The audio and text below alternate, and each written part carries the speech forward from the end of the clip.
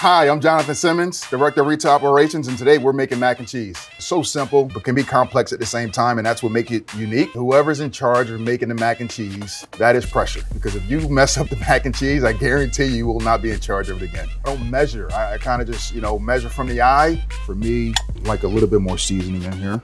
How much cheese is too much cheese? We got the mild cheddar, we got some white cheddar, the Kobe Jack, and also some mozzarella as well. Fortunately for me, it's always the perfect amount of cheese.